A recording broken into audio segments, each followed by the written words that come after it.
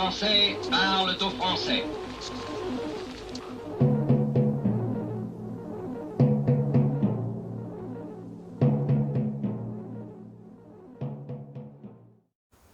Bonjour à tous, bienvenue sur Franck Info, l'actualité vue par Franck Muller. Nous sommes mercredi 7 décembre. Un court retour sur ma précédente vidéo concernant l'Arménie. Bien entendu, je m'attendais à un certain désintérêt. Comme je le disais d'ailleurs, c'est tellement loin, tout le monde s'en fout. Et pourtant, c'est certainement notre avenir, à savoir la perte de notre identité chrétienne et le fait d'être submergé par la démographie de certains pays et d'une certaine religion qui prendra le pas au fur et à mesure en Europe. Voilà. Alors cette vidéo a seulement enregistré 323 vues, ce qui est très très faible. Hein. Voilà. Alors, bon, ça c'est les gens qui ont les sources de recherche YouTube, l'abonnement, les gens qui sont abonnés, etc. etc. Bref, voilà. Alors, attention, la durée moyenne, vous voyez, sur 29 minutes, on regarde seulement 12 minutes. Les gens se lassent très très rapidement. Voilà. Hein. Et regardez. C'est-à-dire les gens qui ont cliqué, au bout de 36 secondes, il n'y a déjà plus que 68% des gens qui ont déjà décroché. Et donc, à la moitié de la vidéo, il n'y a plus que 38% des gens qui regardent. Et nous arrivons seulement à 27% à la 29e minute. Voilà. Voilà, je voulais vous montrer un petit peu les coulisses quand on a une chaîne YouTube. Voilà ce qu'on est obligé de gérer. Voilà. Bien, directement nous passons à Macron, quelques secondes simplement, qui nous fait un caca nerveux en direct de l'Albanie à Tirana.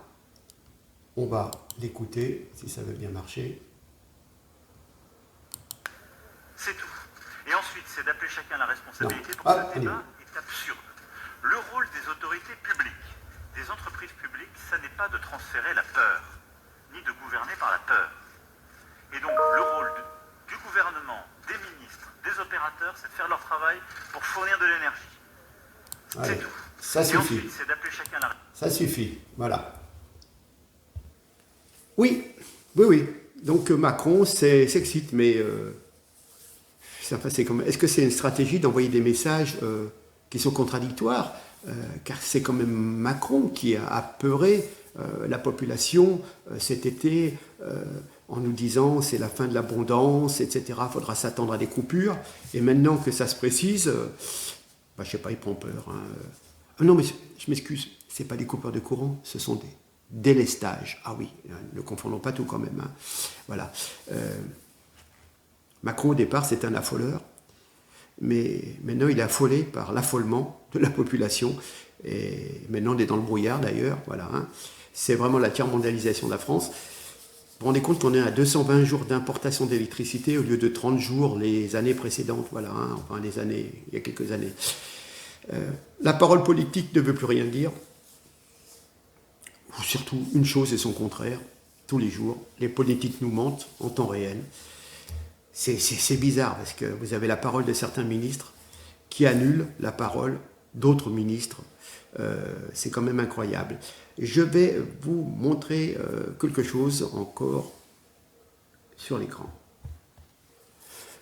Nous avons ici ma publication de ce matin, il y a quelques minutes. Voilà, après les bulletins de santé Covid, le bulletin de santé électricité avec le planning de réouverture des réacteurs à l'arrêt. Les coupures d'électricité démontrent l'incroyable régression que vit notre pays. Cette régression se retrouve partout en matière de sécurité, de maîtrise de nos frontières, la régression économique, la régression à l'école. Voilà. Donc, je reviens, c'est la tiers-mondialisation de la France. Regardez, donc on est obligé de faire un bulletin plutôt de santé des centrales, et en sachant qu'il y a du retard par rapport, ça c'est un calendrier prévisionnel, on sait déjà qu'il va y avoir du retard dans la reprise de ces centrales. Voilà. Donc, ça va être le sujet principal, ces histoires d'énergie. J'ouvre une parenthèse. Vous savez qu'il y a une application qui s'appelle EcoWatt. Et il y a eu 1 million de téléchargements de cette application mobile. Les Français, donc RTE est tout content, le réseau électrique, les Français se mobilisent pour cet hiver, c'est encourageant, mais il faut aller encore plus loin pour faire connaître les bons gestes et éviter les risques de coupure. Enfin, j'ai envie de dire que ça commence par une application, et puis après ça se termine avec un pass, avec un QR code et une limitation de votre activité ou de votre consommation. Hein. Puis je dirais que l'application, elle fonctionne avec quoi? Elle se recharge comment cette application? Avec l'électricité. Ah ouais. Quelle est la consommation électrique des serveurs qui hébergent l'application EcoWatt? Voilà. Puis, on est tous volontaires pour mettre cette application, mais j'ai l'impression que c'est les moutons qui donnent la main à l'égorgeur pour qu'on nous conduise à l'abattoir. C'est la misère. Hein. Savez-vous qu'un Paris-Marseille, un TGV, est l'équivalent de 30 ans de consommation électrique d'une famille de 4 personnes? Franchement, vous allez éteindre 2 ampoules qui sont à LED et qui consomment 5 watts. Franchement. Bref. Alors, j'ai eu l'occasion de voir une vidéo de Sandrine Rousseau, je ne vous la mets pas parce que bon, on ne va pas gâcher des minutes, qui nous dit que faut penser à éteindre les aéroports et les supermarchés. Oui, elle n'a aucune idée de tout ce qui arrive dans un aéroport. Certes, il y a des touristes, des gens qui viennent pour les vacances ou pour des activités professionnelles.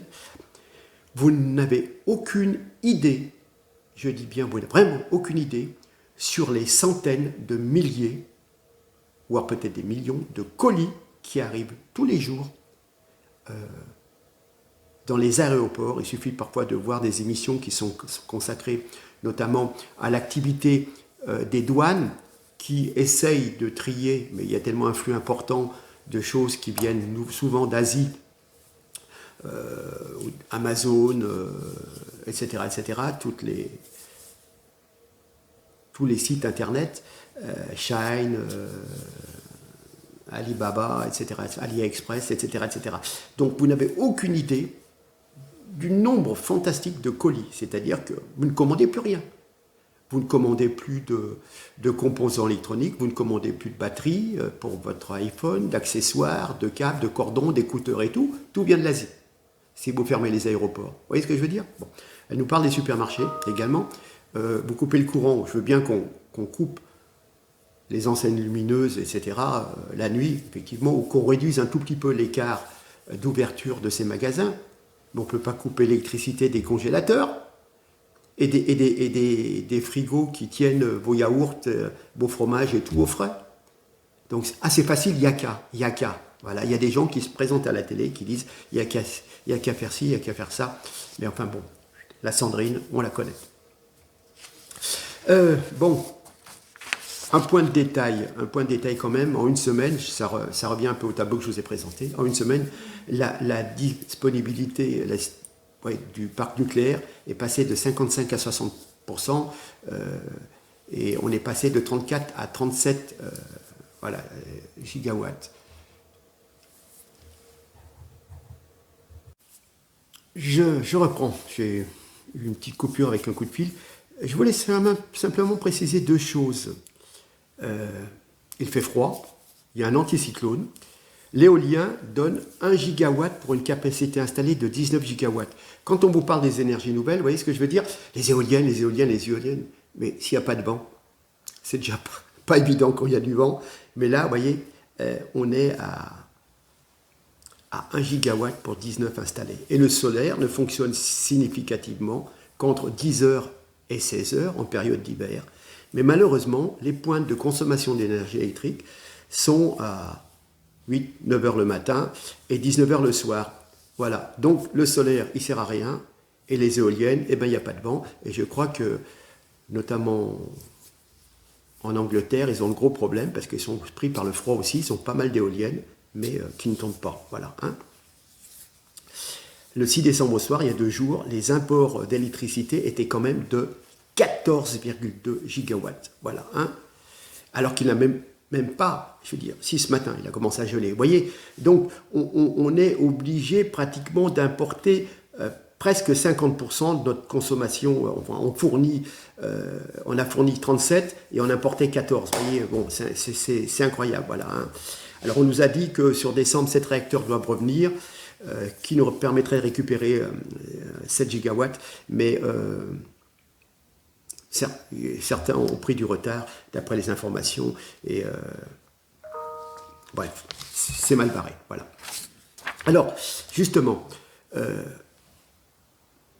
tout cet affolement vient quand même d'une note de service adressée au préfet, leur indiquant les mesures à prendre en cas de coupure de courant et surtout les conséquences de ces délestages. On constate une fois de plus le manque de vision de ce gouvernement, surtout manque d'empathie. Dans cette note, elle annonce une impossibilité de joindre les urgences, l'absence de liaison téléphonique, mobile et fixe, d'Internet, le tout avec une espèce de cynisme hallucinant. Hein. C'est nous qui sommes responsables et coupables de trop consommer de courant, certainement. Voilà. Elle ne se pose pas la question du sort qui sera réservé aux personnes accidentées à ce moment-là, ni de celles qui sont chez elles en assistance respiratoire ou avec des appareils nécessitant une alimentation électrique continue et peuvent toujours mourir. Hein.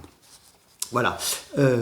Ce régime, écoutez-moi bien, ce régime œuvre toujours de la même manière et dans tous les domaines. Pour la santé, il commence par fermer des lits, laisser les services en sous-effectif, quitte à ne pas réintégrer les suspendus. De toute façon, il nous dit que ça ne changerait rien, pour ensuite rejeter la faute d'une incapacité à accueillir les patients sur les patients eux-mêmes qui ont le malheur de vouloir aller à l'hôpital parce qu'ils sont malades. Voilà. En matière énergétique, c'est pareil. Si nous devons couper, c'est parce que vous consommez trop. Hein, non, les coupures résultent uniquement des décisions de fermeture des centrales nucléaires. Les responsabilités de ce gouvernement et de ceux qui ont précédé sont pleines et entières, aussi bien pour la santé, la justice, la police, l'armée, l'éducation. Tout ce que ces gens au pouvoir ont touché est devenu moribond. Voilà. Et alors ces gens, c'est ce qui est inadmissible, c'est de les savoir à l'abri dans des tours d'ivoire, à ne jamais devoir rendre de compte, ni sur le plan politique, ni sur le plan juridique. Voilà. Nos économies, notre économie, nos vies, les structures, les infrastructures, les services publics ont été défaits, déconstruits, sans que jamais, eux, en haut, à l'Élysée, à Matignon, jamais ils ne sont tenus de s'expliquer. Voilà. Le peuple est ainsi condamné à subir la folie de ces actions et c'est à nous de trouver des solutions et c'est à nous de nous sacrifier pour colmater les avaries. Voilà. Hein. C'est bizarre. Borne nous explique qu'elle combat les mots, mais c'est les mots qu'elle a créés elle-même avec Macron, et elle explique aux citoyens qu'ils sont à la fois responsables et coupables des conséquences désastreuses des décisions gouvernementales. Voilà. Hein. L'économie s'effondre à cause des sanctions contre les Russes, dont l'absurdité saute aux yeux, bien entendu, mais c'est la faute de la Russie qui ne se soumet pas. Voilà. Hein. Macron et son régime a besoin en permanence de se trouver une excuse. Il n'est jamais responsable de rien. Et surtout, il s'avère toujours incapable d'anticiper correctement parce qu'il ne sait pas faire, parce qu'il ne veut pas, ou parce que ce sont des ordres de déconstruction, des ordres au niveau d'une structure mondialiste, déjà européenne, enfin bon, pour nous faire perdre notre souveraineté et nous réduire à l'état d'esclave. C'est surtout ça. Hein. Voilà. L'exaspération des citoyens ne cesse de monter entre difficultés financières, privations, restrictions, les effets secondaires vaccinaux. Mais enfin, ça va durer combien de temps, quoi? Je veux dire, est-ce qu'à un moment, on va avoir un pic et un basculement et les événements vont être si importants que cela pourrait s'enchaîner dans une violence insoupçonnée. On commence à avoir des mouvements de grève. C'est compliqué. Je pense qu'avant Noël, on sera quand même relativement tranquille. Mais après les fêtes, entre les histoires de plus de 49.3 sur les retraites, etc., voilà.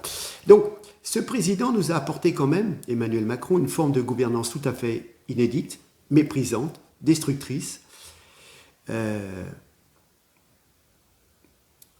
très bizarre. Et puis alors les oppositions, bon, les LR, ils ont quand même des difficultés à remplir leur rôle.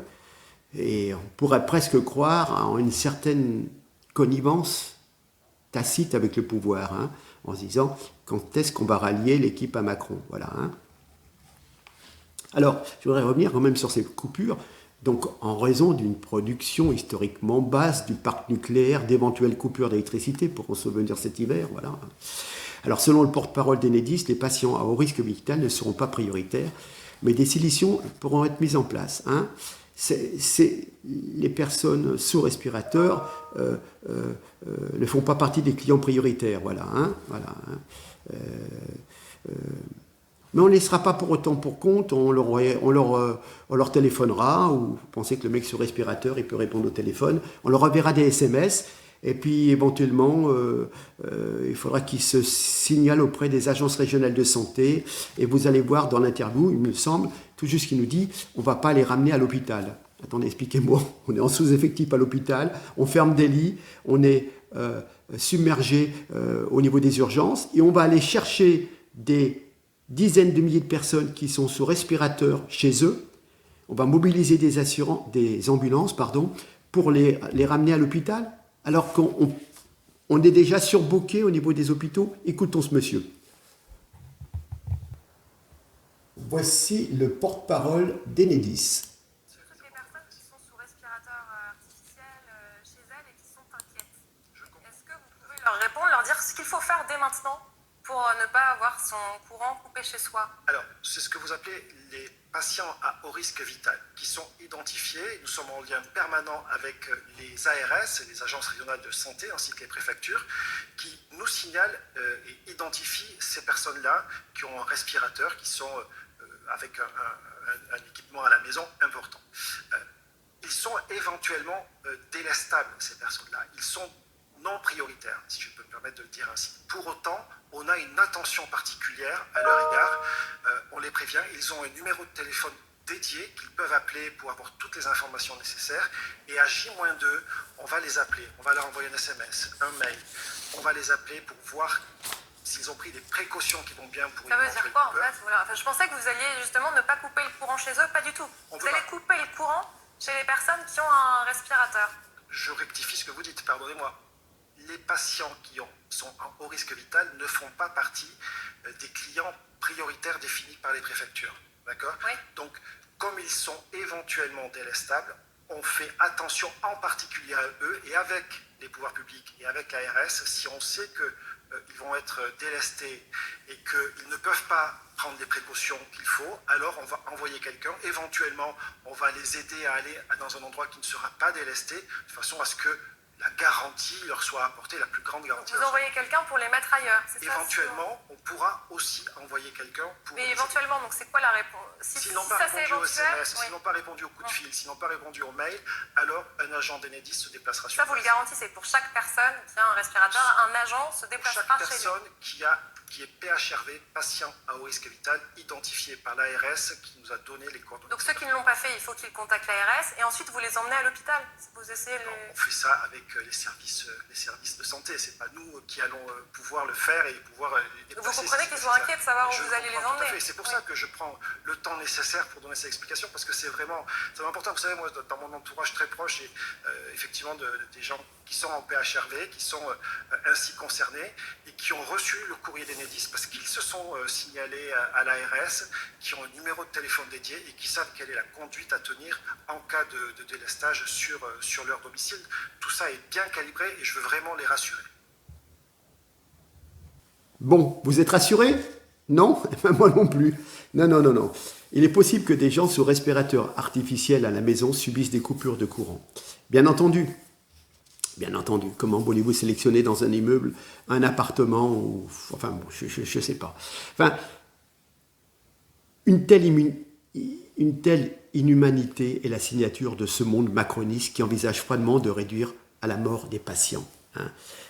C'est ce qu'on appelle, moi j'appelle ça du meurtre avec préméditation.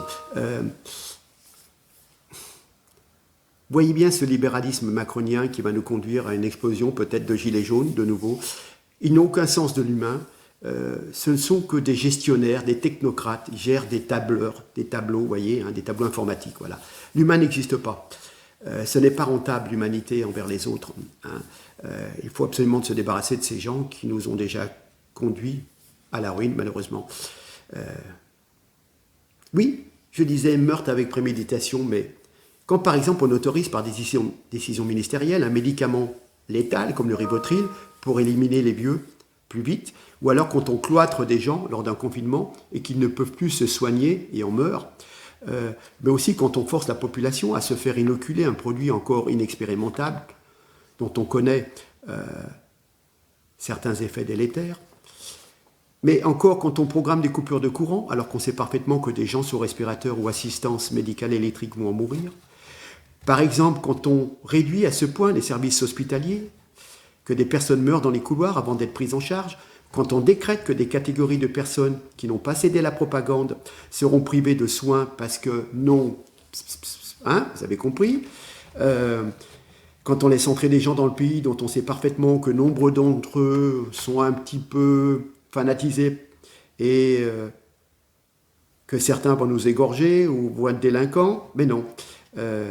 Voilà. Moi, j'appelle ça du meurtre avec préméditation. Ce sont des politiciens. Mais pour eux, ce n'est pas du meurtre, c'est de la gestion rationnelle. Voilà, hein. On coupe les branches mortes, les faibles, les enfants, les vieux, les malades. Ça compte pas. Ça compte pour du beurre. Voilà. Bien, écoutez, je vous laisse. Je termine comme ça.